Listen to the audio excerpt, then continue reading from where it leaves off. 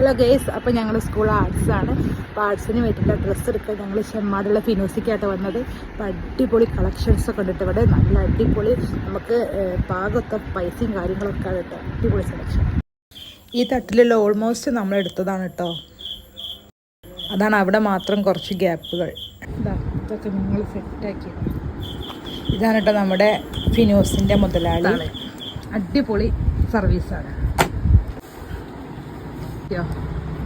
സെറ്റാ, സൂപ്പർ, അടിപൊളി സാധനം, സൂപ്പർ.